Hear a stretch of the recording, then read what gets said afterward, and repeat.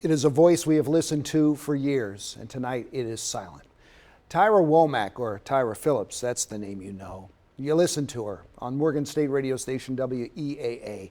She has her own Sunday afternoon show. It was called Gospel Grace, and tonight it's our voice that quivers. WMAR 2 News' Ray Strickland talked to her family about her tragic murder. Ray?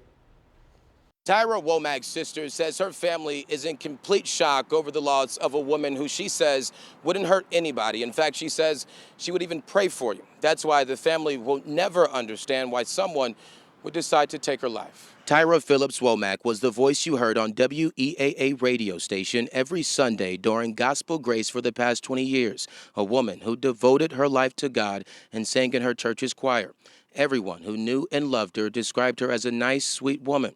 But her life came to a tragic end after Baltimore police say around 8 o'clock p.m. Wednesday she was shot and killed at her home in the 2400 block of Albion Avenue. Police believe the shooting was because of a dispute with her neighbor. In disbelief. It's just disbelief. Her sister, Courtney Scott, mourning the loss, says it happened after Womack was returning from a walk. She says that's when the neighbor randomly started shooting. He was in his trunk. He didn't say anything to them. He just pulled out his gun and started shooting at my nephew. She's running across the street to the neighbors. She didn't even know she got hit. When he continued to shoot at my nephew, the only reason that he stopped is because he ran out of bullets. When he ran out of bullets, he walked back down the street and told the people that came outside he would shoot them too. I'll shoot you too. I'll shoot you too. And he ran off. Womack's son, who was also there, was not injured, but Scott says he watched his mother struggle to fight for her life. She would have wanted it to be her and not him, so he can continue to live his life.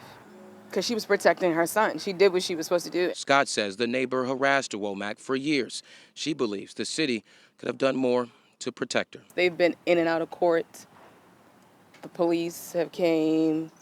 He's called the police. Vice versa. They had to go to court. My sister had to get stuff expunged because he kept lying.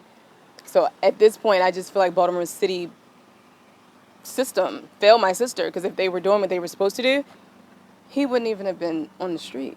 And Womack's sister also says that this neighbor not only harassed Womack, but almost everyone in that neighborhood. But tonight, police are not naming him because he's only a person of interest in the case. Reporting in Baltimore, Ray Strickland, WMAR 2 News.